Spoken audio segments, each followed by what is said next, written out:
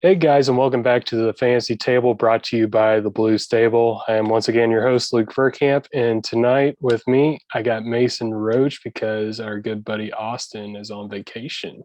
Mason, how are you doing tonight? I'm doing great, Luke. I'm happy to be here and I'm happy to fill in for Austin. Yeah, guy gets a number one seed here in the Blue Stable Fantasy League, and he decides that he's got to go Disneyland. So, I mean, I don't know. He's Like I told celebrating. you earlier, Luke, he's just pretending like he won the Super Bowl already, but we know he hasn't done anything. Hey, he's still got a couple weeks to go before he wins that championship. I mean, he just lost this week to Lucas, so it's getting kind of tight up there. Lucas actually took the number one spot. I didn't even notice that. Austin isn't even the number one spot anymore. If I'm correct, I think I'm the number 2 seed. So Yeah, I'm right on Lucas's tail. I gotta say, either way, none of you get a bye because there's only a 14 playoff. But either way, it's good to banter around and say that this person beat this person. Yeah. All right. Well, on today's show, we're going to run through the news and notes, the waiver pickups, and starts of the week. But also this week, since playoffs are starting in most fantasy leagues, we're going to talk about some strategies you could use in your own home league that you might have not thought about before. So, starting off with the news and notes, the biggest thing that we need to talk about tonight is that COVID is running rampant through the league. Adam Schefter just tweeted about an hour before we started recording that there is 75 cases in the past 2 days combined. I know Monday it was around 40 or something, and now today, Tuesday, it was like 30, 35 ish. So there's a lot of COVID cases going on at the moment. Teams that have COVID cases include the Rams, the Browns, the Chiefs, the Giants, the Panthers, the Dolphins, the Eagles, and the Vikings, amongst many others. So you got to keep an eye on your players to see if they're close contacts, if they tested positive. Make sure you know who the backups are. Make sure you got everything in line, that you put people on your IR spots if they are on the COVID list, all that good stuff. Um, it's just going nuts. Uh, so Mason, what do you think about all this stuff with COVID going on right now in the league? I honestly think like it's definitely going to be a factor throughout these next couple of weeks, especially for the teams that got affected that are in playoff contention and don't necessarily have a playoff spot locked up because it forces them to go into their depth pieces in a crucial time where they do need their best players out there. And COVID is just kind of just being an inconvenience, and there's nothing they can really do about it because the protocols force the players to have to take that required amount of time away until they're negative. So they just got to keep fighting the punches and come back stronger. And that applies to fantasy too. So we got the tips for you guys. Yeah, the thing that sucks is that it's happening here right at fantasy playoff time. It didn't happen earlier on in the season. It's just now getting a lot worse. Um, like players that I know tested positive off the top of my head are like Odell Beckham. Cooper Cup's on that team. He's in the wide receiver room. If he's a close contact, I don't know if he's vaccinated or not, but he's going to have to test negative multiple days in a row if he's going to play this weekend. Or Alexander Madison, he tested positive. Dalvin Cook, he's a big name. So it's like you got to keep an eye on all these people that are testing positive early on in the week, and make sure that if you have their teammates, that you have backup plans just in case. Like, to be quite honest, I'm almost worried to start players on Monday night because, like this past Monday night game, an hour before the game, Tyler Higbee, he got put on the COVID list. And Tyler Higbee, he's a fantasy starter in most leagues. So you just got to keep your options open. You got to keep a close eye on all that. It's just, it's, I guess that time of year where COVID is just going to run rampant, and we're going to get a lot of positive tests. But moving on, we got Keenan Allen. He's expected back on Thursday night after he's being taken off the COVID list.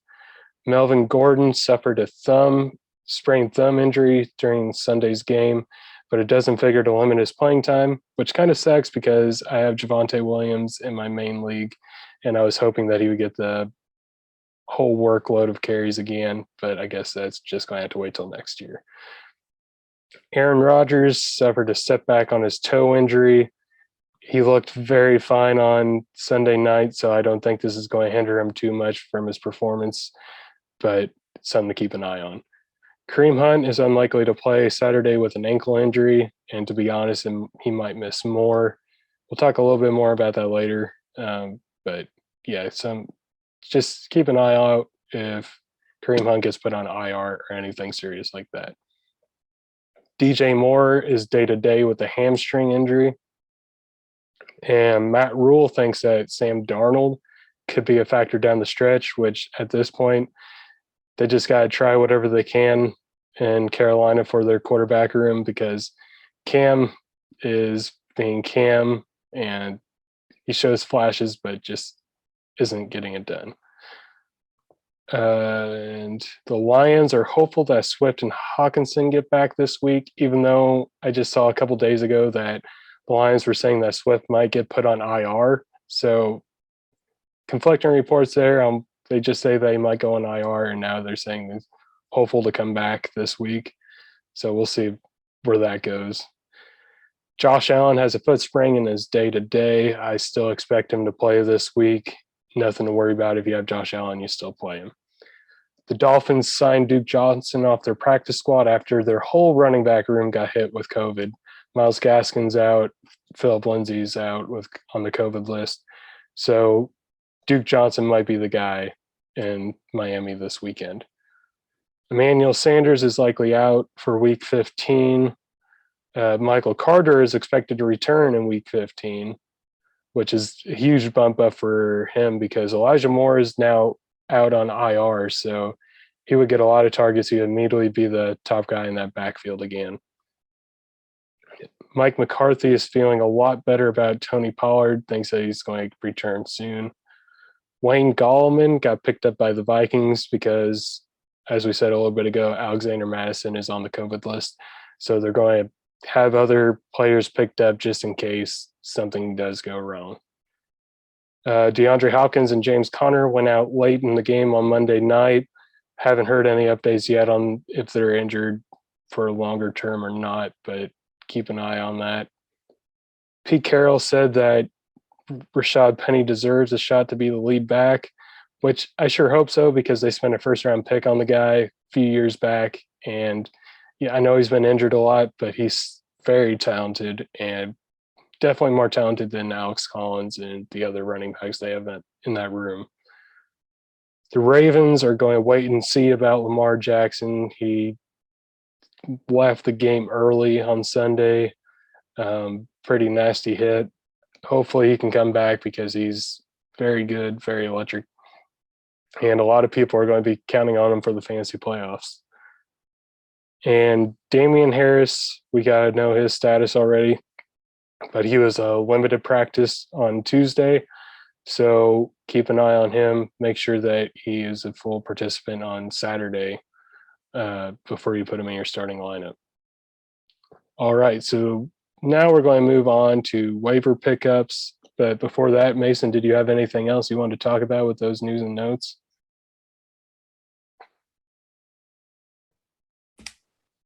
Not necessarily. I think you covered every base, but just the sheer fact that teams like the Vikings and the Lions, they usually have good running back rooms, have to dig so deep because of their circumstances. I'm seeing that Amir Abdullah is on the top of waiver pickups for the running back position in some leagues, or Craig Reynolds that we're going to talk about later.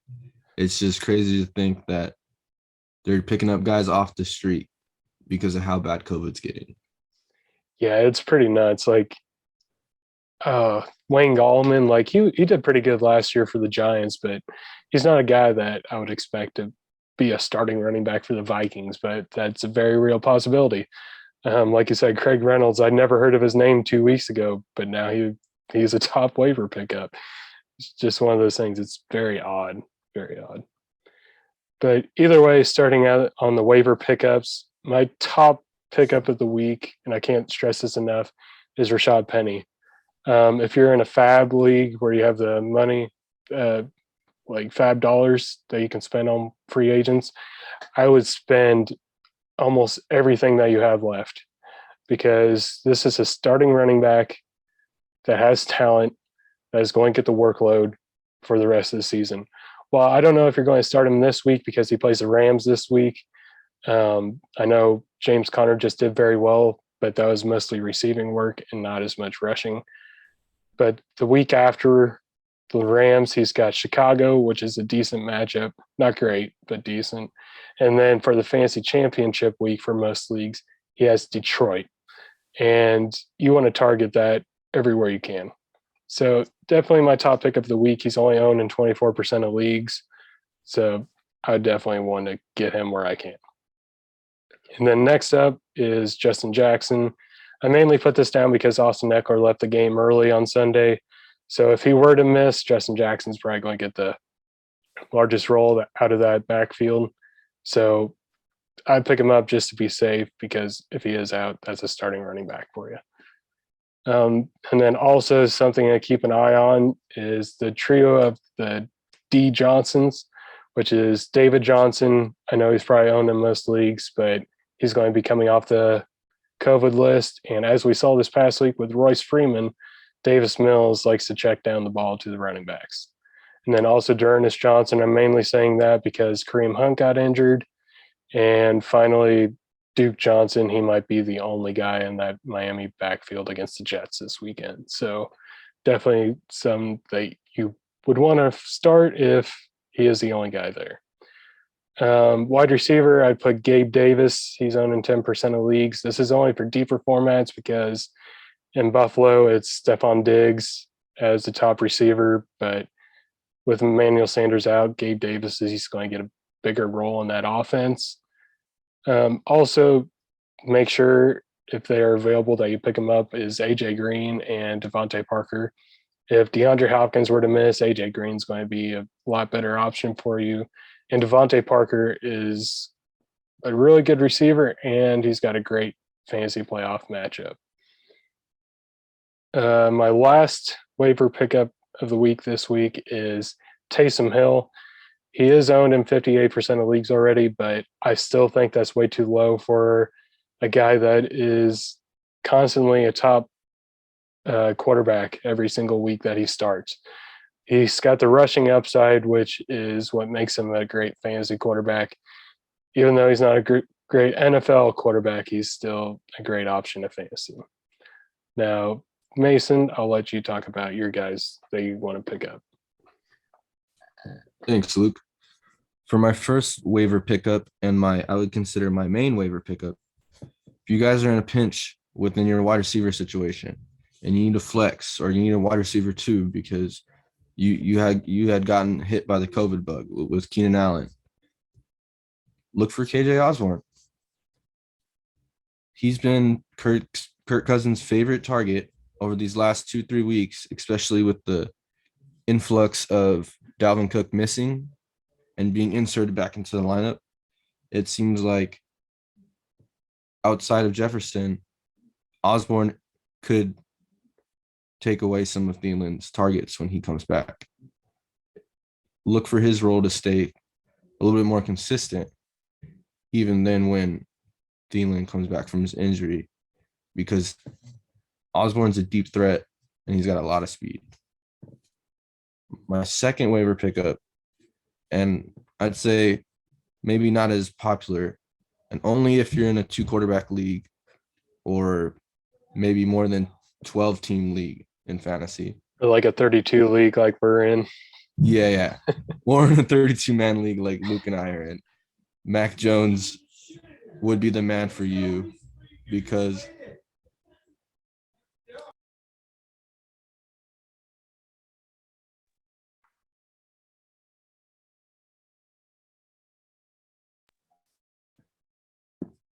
Yeah, Mac Jones would be the man for you because he's very, very Tom Brady-esque, even though he's a rookie. Okay. Bill Belichick is molding him into that based off their offense. It offers a lot of safe passes and short passes for Mac Jones. So while he might not get a lot of yards, he'll easily get you 2 or 3 touchdowns depending on the matchup, especially if you're in a pinch. My third waiver pickup, and probably the most unheard of guy, as Luke was saying, is Craig Reynolds. And he's only going to be applicable if Swift is put on IR. And like Luke said, that was an unknown because of the conflicting reports. Craig Reynolds is only owned in 0.5% of leagues, which means he's unheard of, unknown. He had 11 carries and 83 yards last week. If Swift is gone, expect him to stay relevant and be a emergency starter for you in these dire COVID times. My fourth and final fantasy start at wide receiver would be Donovan Peoples-Jones. And I would start him because the Bengals are thin, not the Bengals, the Browns are thin at wide receiver with Jarvis Landry testing positive for COVID and the recent trade of OBJ to the Rams. So look for Peoples-Jones to be Baker's #1 target in the passing game. Yeah, Donovan Peoples-Jones, he's a guy that not many people have on their rosters, but he's an emerging player. He's kind of started to be the best wide receiver in that room, even though they had Odell Beckham and Jarvis Landry, just because they haven't been showing out like they normally do. But anyway, moving on, we have our playoff strategy discussion, and it's it's first week of the playoffs for most fantasy leagues this week. And there's a couple strategies that I have seen used before that I wanted to share with everybody else. That is a very good idea to do yourself. And the first one is holding on to multiple defenses. Now, I'm one personally, I always just want to have my one defense. I'll stream it, I'll drop one for another if I need to throughout the league season. But playoff time, it's almost best to try to look ahead. So, like, for example, like the Detroit Lions, you want to look for defenses that are playing the Detroit Lions. This week, the Cardinals are playing them. Most fantasy leagues, the Cardinals are owned. But you got to look at next week, or you got to look at championship week 17. Same with the who's playing the Jaguars, who's playing the Jets, who's playing the Texans, stuff like that. Just look for those defenses early and hold on to them, so that way you're not in a bidding war for them the week of that matchup. It's something that a lot of people do, and I think it's a really good idea to do. So, Mason, do you have any more thoughts about holding on to multiple defenses? Oh, I think it's a great strategy, Luke. I'm actually doing it in multiple leagues of mine. Usually, when I do my fantasy drafts, I always draft 2 defenses for the buy purposes. But then sometimes, I've really only done it this year, you get a third defense, especially if they're a top defense. Obviously, matchup plays a huge role, but if they're a top defense, the matchup is only going to aid how good the defense is. So for a team like the Colts playing the Jaguars and the Texans 4 times a year, you should look for them on your waiver wire, because even though the Colts are a top 10 defense, fantasy people can be stupid and they can be sitting on the waiver wire because they're about to play the Patriots. Well, they were on bye, and I just now looked. They're rostered in 42% of leagues. So, okay, so people are getting smarter, but it should be higher than that. I gotta Right. say that it shows that they got dropped in 27% of leagues recently. So, Ooh. which I mean, I guess a bye week does play a part into that, but yeah, for the defense that's leading the league in turnovers, it's pretty crazy. Yeah, and if you want to use this strategy, you got to hold the defense even through the bye week. Right. Because then if you have three top defenses, let's say you have three top defenses in a 12-man league, that's three defenses that your opponents don't have the option to get because they're just chilling on your bench. And hey, you can say that's weird for taking up two bench spots for two defenses when it could be a running back, a wide receiver, or a quarterback. But if you have Patrick Mahomes for your quarterback, I mean, you don't really need a backup. You can stream Taysom Hill. It all depends on the situation, but getting multiple defenses is always smart. So I always try to tell people to do that because running one defense in fantasy every week is not smart because the matchup could make the difference, but it also depends on the skill level of defense. Yeah, well, I've always been one that likes to only carry one defense on the roster. I always switch it up every week. I just play the matchup game. I play what I think's best for the week. Or sometimes I'll hold on to a defense if they're playing really well. Like I know a few years ago I had the Bears defense, and that's whenever they did very well. They had Mac going crazy and stuff like that. So I held on to them with dear life. I dropped I forget who it was at the time, but yeah, it's like I have the Cardinals in one league this year, and I held on to them because they're playing Detroit this week. So it's one of those things you just gotta play keep away kind of with your opponents. Which speaking of, that goes on to our next point to where when waivers are going through, make sure you watch the waiver wire and you're looking at who your opponent needs. So a lot of I know running backs are normally the biggest one. So like Rashad Penny, even though if you had Dalvin Cook, Alvin Kamara, and Antonio Gibson, if you somehow had that stack, still pick up Rashad Penny because, hey, maybe your opponent needs him and he would start him. It's one of those things. It's like you got to play for yourself, but you also got to play against your opponent.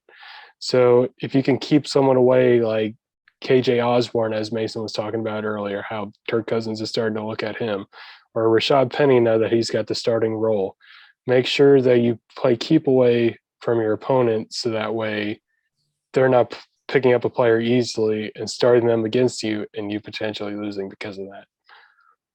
Mason, have you had any experiences like this before or done it yourself? I try to do it. I've done it before this year, and it happened in situations for like when Cordell Patterson started going off. I was the person in a couple leagues that got him, and then in a couple leagues I didn't get him. Or like the Browns running back Johnson, when he was Johnson, a, yep. a coveted pick on the waiver wire, I was able to get him in a couple of weeks. I wasn't able to get him in a couple of weeks. It all depends on how much of a nerd, I should say, you are at like looking through everything that happens, like checking Twitter, checking fantasy. Like if you're on top of it, like you look at it every day, there's a good chance that you're going to be able to get those potential coveted, pickups before your opponents do, thus screwing them over, which is the point that Luke is talking about, is you want to covet the best of what's the rest for the end of the season. It could come in handy. Well, not now because the trade deadline is over. But say you drafted Madsen as an insurance policy to Dalvin Cook, or just picked him up off the waiver wire. He could have netted you trade value, and he netted you playing time and potential points to win you matchups in later weeks. It's just things like that you want to think about in fantasy, but it's not always the popular opinion because who wants to hold defenses or hold kickers or hold backup role players for future reference without knowing that they're actually going to be that good? So it really depends on the type of fantasy team you want to run. But I like being conservative and changing it up and picking up a lot of waiver people. I don't try to be aggressive with my draft and then not do anything in the waiver. But some people play like that. Yeah, normally me personally, I'm always like one of those that has the most transactions in a league every single season.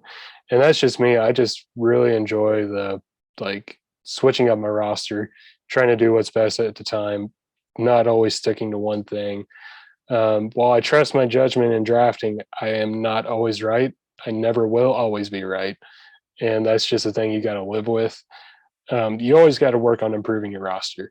But to me, my opinion, for especially the fantasy playoffs, build your team first for you and then play against your opponent. So if you see someone that your opponent wants, once again, I'm just going to use this as an example. Say your opponent had Austin Eckler and he potentially is out, or they have Dalvin Cook and he's potentially going to be out with the close contact COVID situation. Make sure you pick up Rashad Penny, even if you are stacked at running back. Just pick him up and stash him on your bench just so that way your opponent does not get him.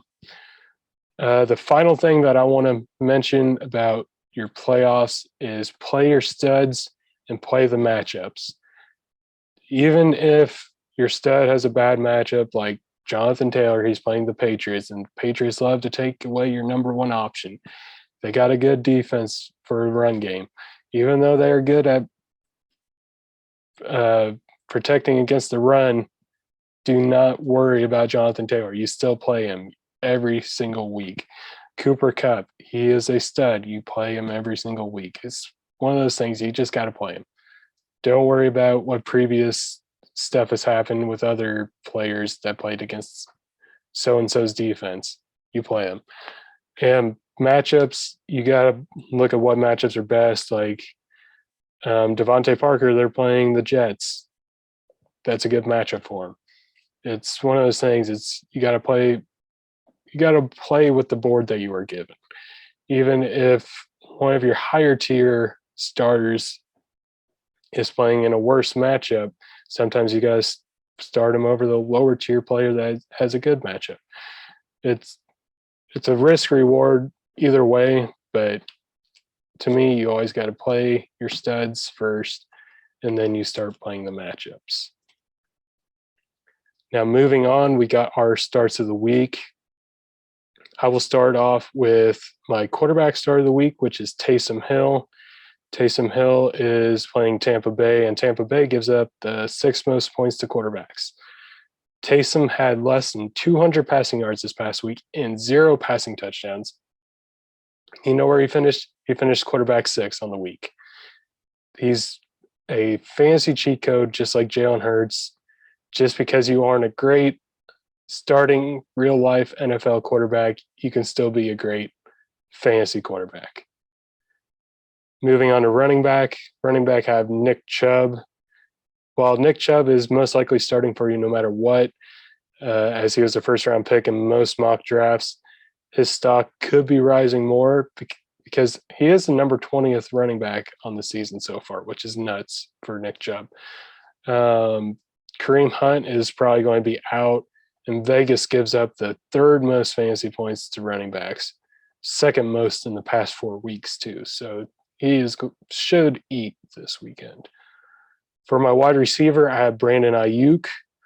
Atlanta gives up the fourth most points to wide receivers, and they give up the third most points in the last 4 weeks, actually. He's had 30 targets in the last 4 games, and Deebo Samuel, who has been a stud, has only had 7 targets in the last 4 games.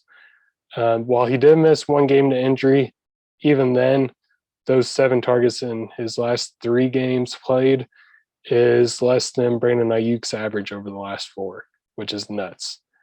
And then as for my tight end, I have Mike Gesicki. The Dolphins are potentially going to have 0 running game. They will have like Duke Johnson, but he's a receiving back. He's not a power back. Gesicki is second in every receiving category on the Dolphins behind Jalen Waddle. And the Jets give up the 8th most points to tight ends, which has been the 5th most in the last 4 weeks. So I would look for Gesicki to have a good game Now, Mason, I'll pass it over to you to give your starts of the week. For me, my first start of the week for running back, I decided to go with Dalvin Cook against the Bears defense. And I know Dalvin Cook may be considered, if he, tests positive or is a close contact, he may not be able to play. But barring any setbacks, he's a must start against the Bears, despite, how good their defense is supposed to be. And sometimes it is against the run. He's going to run straight through them. I expect another good game from him. And yeah, he's going to help you do well in your first week of fantasy playoffs. And my second start of the week, I'm deciding to go with Aaron Rodgers, even though he had a setback and kind of re-injury of his toe. He still, had 4 touchdowns and played Aaron Rodgers' way, and Packers won. So I don't see any concern in not starting him or leaving him on the bench because he might not play at this time. I think he's a must start against Baltimore, considering how banged up their roster is.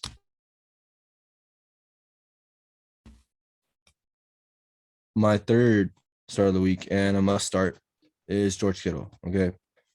George Kittle is really, shown that he's back to form and Jimmy G is hitting him. He had a huge game last week, and tight end's a position that is a tough commodity compared to the depth of that position compared to the other skill positions. So George Kittle is a must start in every league. And if you're not starting him, you're probably going to lose. So don't even go away from the matchup. Just start George Kittle.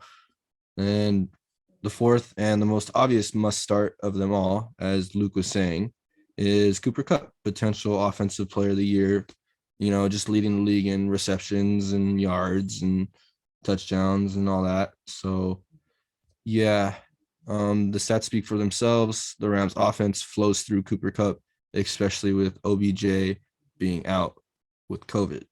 Now, if Cooper Kupp gets listed as a close contact or tests positive for COVID, it's depressing, screws everybody over. But if that happens, turn to Von Jefferson.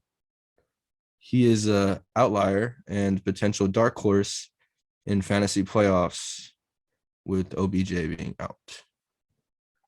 I love Van Jefferson. I've grabbed him in multiple leagues because to be honest, whenever Robert Woods went down and Odell got traded, I actually liked it for Van Jefferson more than I did Odell at the time, which both of them have been playing well. So it's like there's no loser there.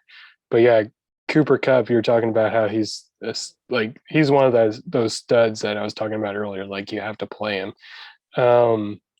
He's had over 11 fantasy points in every single game. And there's only one game that he was under 15 fantasy points. There's multiple games where he was over 30 fantasy points. He's just been absolutely dominant this year. He's only had one game under 10 targets. Like he has just been nuts.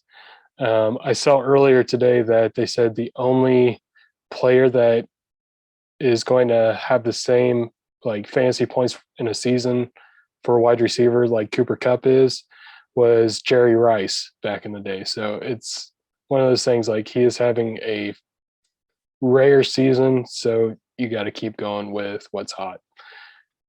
But anyway, that is all that we have for you today. We appreciate you guys joining us today. Hopefully you guys made the playoffs. If not, hopefully this is good advice for you for next year whenever you do make the fantasy playoffs. I want to thank Mason for joining me tonight. And Mason, do you have anything else to say to the listeners? I just want to tell Luke, thank you for having me on, and that I enjoyed my time being here, and that I appreciate everybody who listened. And like Luke said, I hope you guys make the playoffs. And if you didn't, I hope you guys use these tips and tricks to make the playoffs next year and to prosper in fantasy, because that's when it's fun. That's right. Yeah, and go ahead and make sure you follow us on Twitter. It should be over here on the left side of your screen at the fantasy table at Big Verkamp, and Mason's is at Mace Roach 45, MASROACH 45. So make sure to go give him a follow as well. If you have any fantasy questions, make sure to let me know. And yeah, anyways, that is going to be all for you today. Hopefully Austin's back next week from his long vacation and he can tell us all about his Super Bowl winning trip, as Mason was talking about. But anyway, this has been the Fantasy Table. We'll see you guys next week. Thanks. Bye.